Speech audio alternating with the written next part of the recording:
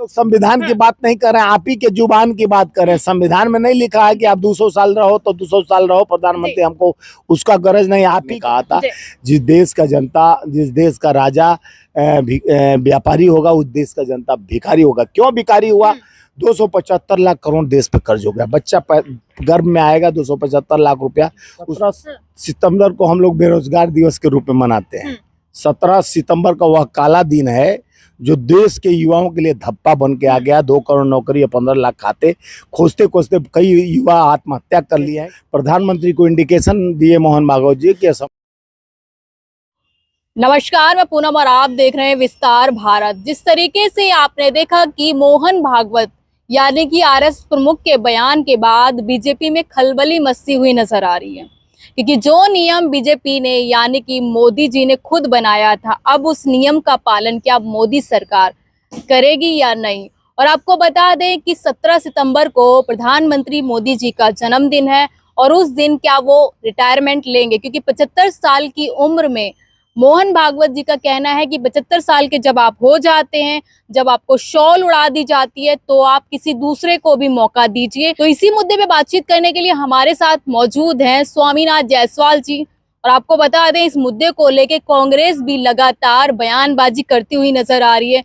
तो सीधा जानने की कोशिश करेंगे कि अगर देश के प्रधानमंत्री मोदी जी इस्तीफा दे देते हैं तो कौन सा चेहरा है जो देश संभालेगा। कौन स्वामी जी क्या कहेंगे? मोहन भागवत जो कहते हैं कि अगर आप 75 के हो जाते हैं तो आपको रिटायरमेंट ले लेनी चाहिए, अपने आजू बाजू वालों को मौका देना चाहिए। कैसे देख रहे हैं उनके बयान को? देखिए, पहले तो विस्तार भारत के सभी दर्शकों को सावन के पवित्र मास के सोमवार के दिन आज हम उनको ढेर सारी शुभकामना देते हैं। सबका कृपा बना रहे बाबा विश्वनाथ का।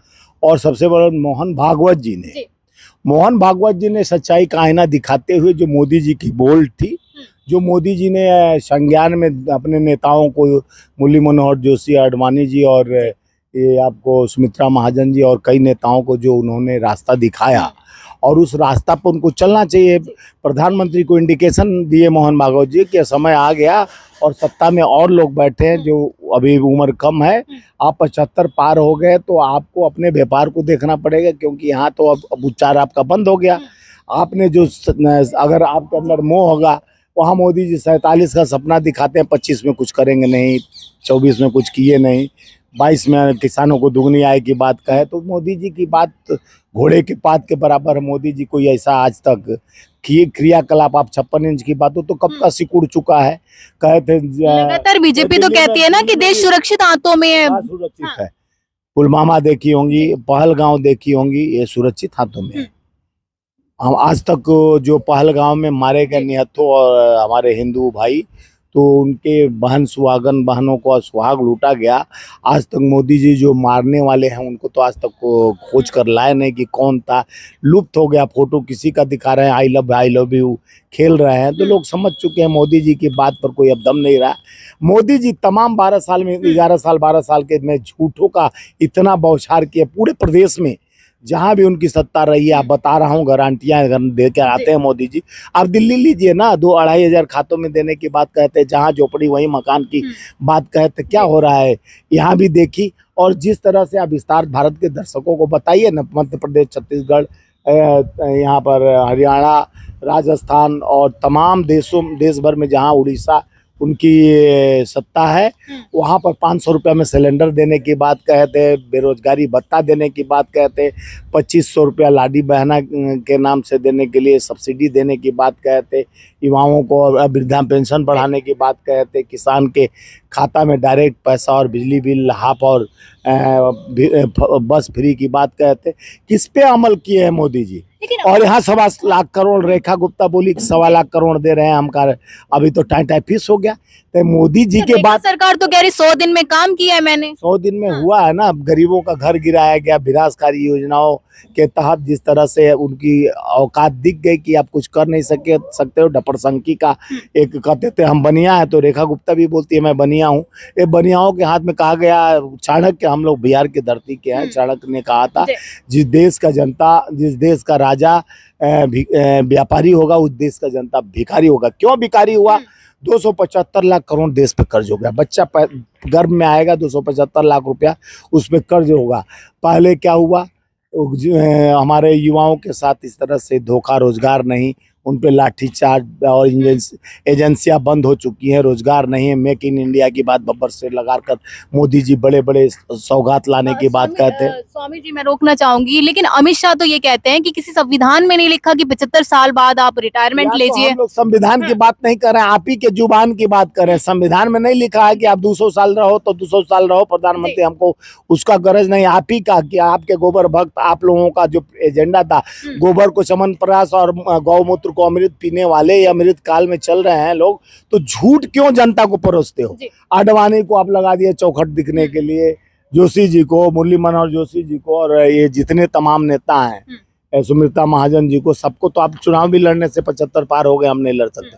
तो एजेंडा आप लाए हो, उसको लागू करो ना जी, कौन रोक रहा है? चेहरा कौन होगा? चेहरा कौन होगा? वही निश्चित करूंगा। भारतीय जनता पार्टी का नेता तो है नहीं कि बता दें कि आप देखिए, गडकरी जी भी सच्चाई बोले हैं, आईना दिखाए हैं। तो ये मोदी जी को कम से कम अपने सच्चाई, कभी भी जुबान देखिए, उनका जुबान फिसलते रहता है, कभी उनका का लगाते हैं कान में, वो नहीं काम करता है। कभी बीवी को भी जुबान दिए थे कि हम 7 वचन दे के आए थे पंडित जी के सामने फेरा लेते हुए अग्नि को साक्षी मानकर कि हम जीवन भर निभाएंगे, लेकिन बीच रास्ते में छोड़ दिए। तो देखिए, ये देश को भी बीच रास्ते में छोड़ने वाले हैं।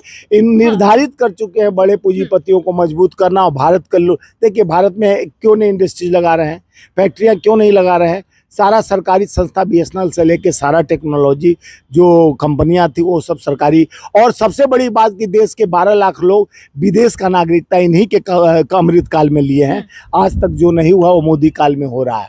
मोदी जी के काल में विदेश नीति खत्म हो, पाकिस्तान पाकिस्तान को सीज फायर, अमेरिका 11 बार जिस तरह से ट्रंप ने बोला, मोदी जी का जुबान नहीं खुला कि हम मेरे तेरे बीच में कैसा हो बंधन। तो चाइना जिस तरह से टटराकर सीधे पाकिस्तान के साथ खड़ा रहा, उसके साथ तुर्की खड़ा रहा, आपके साथ नेपाल, भूटान तक नहीं खड़ा। तो कहते विदेश नीति अच्छी हुई है, विश्व गुरु बन रहा है, आज के प्रधानमंत्री की छवि अच्छी हुई है। न्यूज कवर करते हैं तो कुछ पढ़ लिया करिए, जानकारी रखे। नहीं जानकारी रखे, हम तस्वीर नहीं देखने, फोटो खिंचा के पेट भरेगा। यानी फोटो खिंचाने से और मंदिर कॉरिडोर से प्रसाद लेने से पेट भरता तो आदमी घर में सोए रहे, भगवान का नाम लेते रहे, भोजन मिल जाएगा। अरे यहाँ बच्चों को पढ़ाना, लिखाना, शिक्षित बनाना, स्वास्थ्य सुरक्षा देना है, महिलाओं को सुरक्षा देना है, तो काम करना पड़ेगा। उनके बीच में जाकर आपको स्कूल, देखिए उत्तर प्रदेश में स्कूलें बंद कर दिया जा रहा है, शिक्षा व्यवस्था तो ये लोग स्कूल नए सृजन नहीं करेंगे, इनको तो मंदिर करना है, मठ बनाना है। योगी जी वहाँ मठ बनाने रहे, या ये भी मठ पर जाने का तैयारी कर रहे हैं। जिंदगी भर भीख 35 साल मांगे और चाय बेचे, तो उनको शिक्षा, स्वास्थ्य, सड़क से क्या मतलब है?